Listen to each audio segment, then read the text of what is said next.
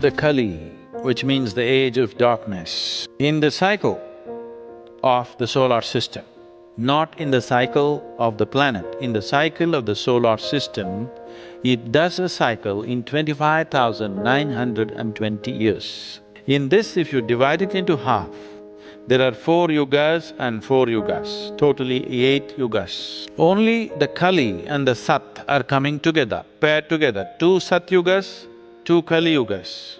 But the other 2 yugas, the Dwapar Yuga and Treta Yuga are separated by Kali and Sat yugas. Now the yuga that we're talking about is significant because of the distance that we create between the solar system and the super sun around which it is going around.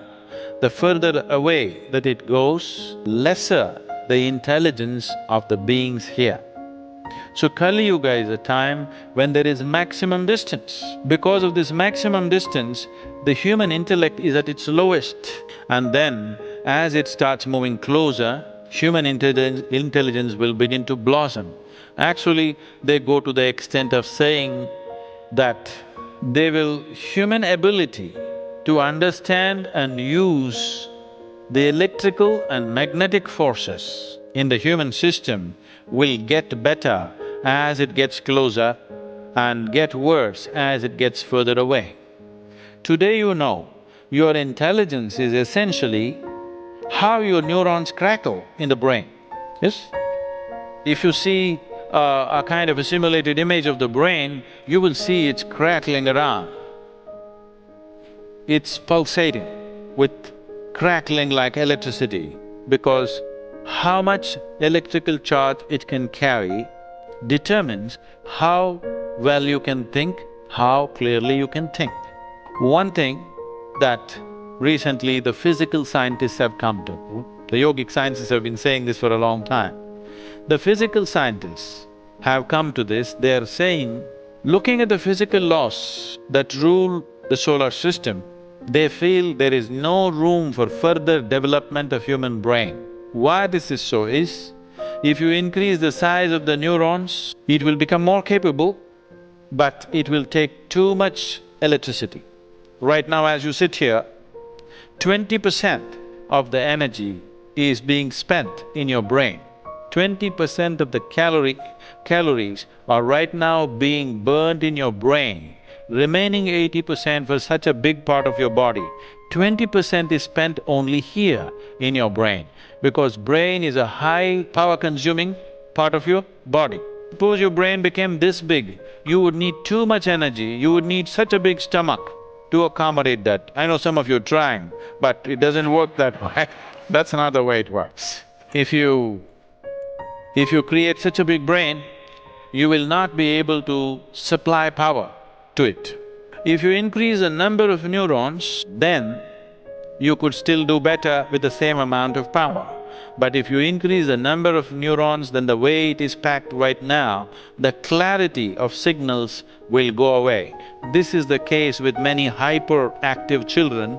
The number of neurons in their brain is higher than normal. They are brilliant, but scattered all over the place. They can't think straight. They're brilliant in spurts, but nothing comes out of it because there is no clarity. So if you increase the size, it doesn't work. If you increase the number, it doesn't work. So they're saying according to the physical laws, it is not possible for human brain to evolve further, but we can learn to use it better. Right now, the way we're using it is a very mediocre way. See, that's an electric charge. So increasing the size of the brain or increasing the number of neurons are not possible, so they're coming to this conclusion that human intelligence cannot be enhanced, but it can be better used. Right now, the way we are using it is very mediocre. If more sophistication comes to the way you use it, you can increase your brain power, they're saying approximately 3,000 times than the way it is right now. 3,000 times more intelligent than the way you are right now would be incredible, isn't it?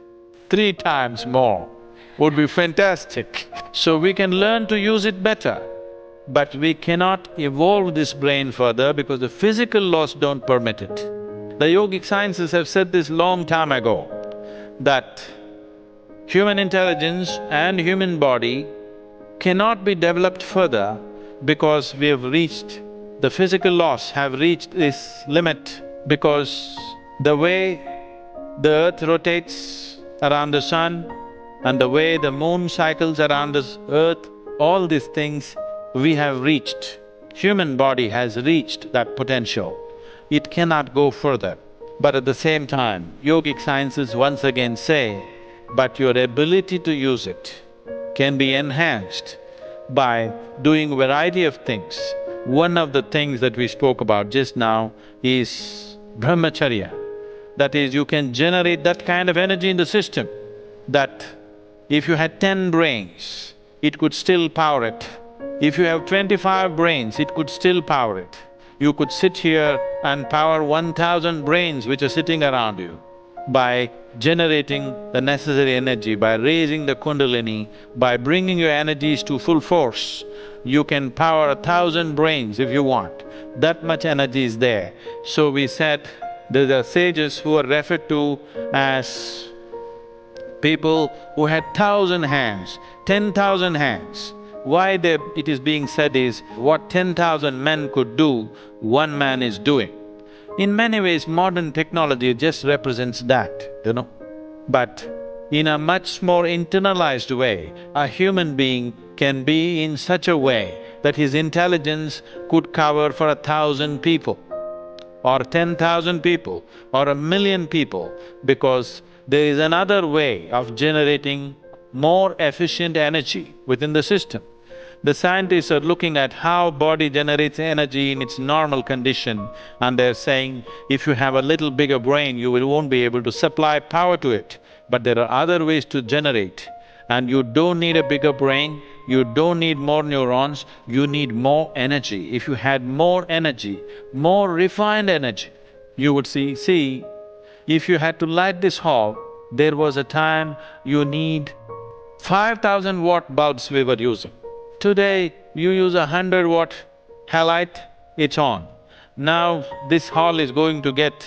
one of our meditators is sending it from United States to us. He manufactures the very powerful LED lamps.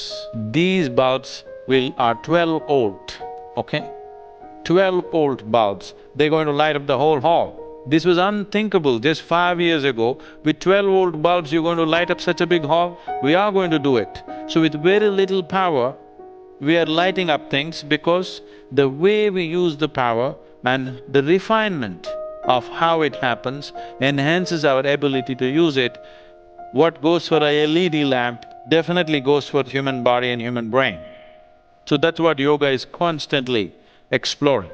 So Kalki is to come to end the age. To end the age of darkness, he's supposed to come. See, the nature of time is such, nobody need to begin it, nobody need to end it. It goes on anyway. Nothing may happen to you in your life, but time will pass, isn't it? There's one thing you can be guaranteed of. In case you get some boon and become immortal, you may even become immortal, but you can't stop time from passing on, isn't it? So nobody has to begin an age and end an age. It is just that they said Kalki will come on a white horse, winged. So if horse has wings, it's a no good horse. Horse should have good legs. No? Am I saying something wrong? A horse should have 4 good legs, that's a good horse. A horse which has wings is a lousy horse. Yes or no? So obviously, they were talking about a white horse metaphorically, not as a horse. It is a metaphoric thing, that brightness will arrive. When the age passes, the darkness will move out and brightness will arrive, and it will destroy the darkness. If the hall is dark right now, if I turn on a light, does it destroy the darkness? What is spoken metaphorically? What is expressed dialectically? Foolish scholars or exploiters along the way make it all into black and white facts, made-up facts. It is a metaphorical expression. As the solar system moves, it moves into a dark phase, and as it moves out, light arises. It will rain upon us. Even if you don't want to be, suddenly your brain will crackle and work better because you moved into a different age. As we were saying this yesterday, even today, even in a comic book, even in a child's mind, my intelligence worked means light. Yes or no? Isn't it so? I got a bright idea, not a dark idea. Understand? Because intelligence, always human beings have associated with light. So, the scripture said, once the solar system moves out of this, a brightness will arise. This is very beautifully expressed. In the different yugas, human beings use different dimensions of intelligence, different dimensions of communication. In the Satyuga, mind will be more important. Mind, not intellect. Mind will be more important. Probably this is the only culture where we make a distinction between mind and intellect. Today, modern scientists have started doing it for the first time in the last decade or so. Otherwise, mind was just one thing. So, the mind will be the main thing of communication and living. That is, if I want to say something to you, I don't need a microphone, nor do I have to shout at you like this. If I think about this, you get it. In Satyuga, people barely spoke because mind was the means of communication. Everything that had to be done was just done mentally. Because it was all done mentally, they say even conception happened mentally. They go to the extent of saying, there was no physical conception, it happened mentally. Then, when they moved into the Treta Yuga, eyes became important. So you will see, when life moved into Treta Yuga, the language of people who lived in Treta Yuga are talking always about one of the basic greetings in India was, I see you. I think recently this Hollywood movie made this very popular, I see you, Avatar. The basic greeting in this country was, I see you. Okay, you see me, so what? No, that's not it. I see you means I see you through and through. So Treta, people use their eyes powerfully. This is called as netra sparsha, that you can touch somebody with your eyes. When it moved further down, the breath became very important. We were already looking at this, probably today morning or yesterday, that wherever the life energies are very high, there you will see your sense of smell will become very, very strong and sensitive. You will see this in the forest. Your sense of smell is more important than your eyes, ears and your brain. You know. Will means you can just know what's happening with the person. In the sense, now a few months ago, a month ago, we had the fortune of having a guest in the ashram who was a king cobra. Now, he uses his tongue to taste you from a distance. He knows the chemistry of who you are. Well, myself and a few of the brahmacharis are handling this. He looks like a pet cobra. He's just playing with him. But he's not a pet. He is deadly. If he can move so quickly, and if he bites you, you have just 8 to 10 minutes. So you have just 8 to 10 minutes, that's all it gives you. It's deadly. It has enough venom to kill an elephant. But we are at ease with it because we understand that if you don't create the wrong chemistry in your system, he is fine with you. Cobra is the only creature who is so sensitive to your chemistry. All carnivorous animals and almost all wild creatures are sensitive to your chemistry, but particularly a snake is super sensitive. You can go in the wild and just pick up a venomous snake like this, not by the head catching like this, no, just like this. He will simply come. If you are at total ease, if you show a little anxiety, if your chemistry shows little anxiety, little fear, that's it, he'll go for you. Because he instantly knows what is happening in your system. So, he's perceiving this in a certain way The reason why the yogis are always keeping a cobra next to them and a Shiva has cobra next to him is, in terms of the creatures that are available on this planet, a cobra has a maximum amount of etheric aura around him.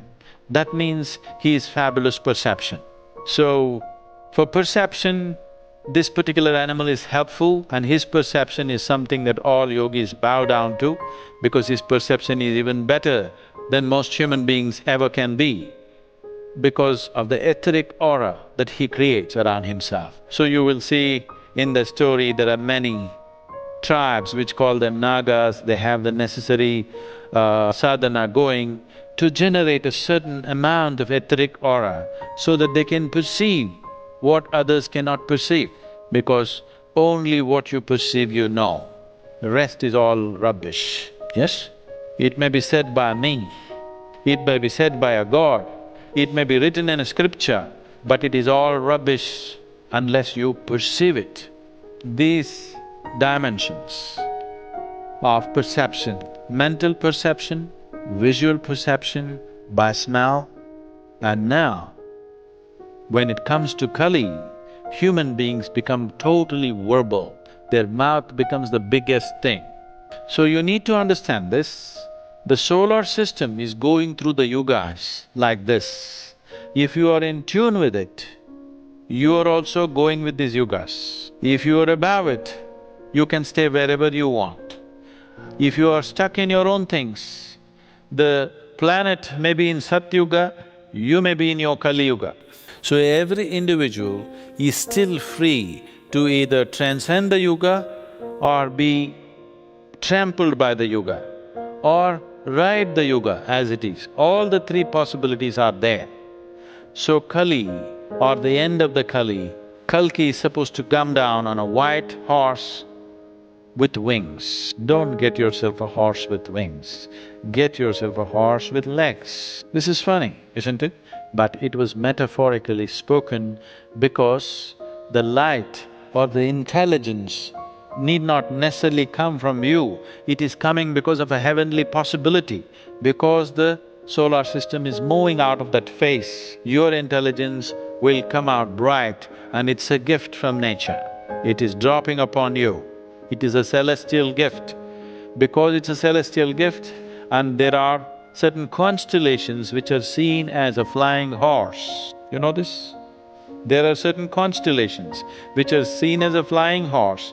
They said it will descend upon you and destroy your darkness. If you want to destroy darkness, nobody needs to fly on a horse and come down. If you just turn on a small light, darkness gets destroyed. Darkness is the most fragile thing. But even that people can't get rid of because they're employing wrong methods. Suppose we turn off the lights and it's dark and you decide, suppose this hall is dirty, if I tell you clean it up, all of you with great enthusiasm if you go, probably in 15 minutes' time you can have the hall cleaned up. Now the hall is dark, then I tell you, get this damn darkness out. If all of you go with great enthusiasm, till you die, if you do, still it will not go. But if you turn on a light, it will go. That is the nature of darkness. That is why a light being on a flying horse came down and took away the darkness, unless you have still allowed it to live within you.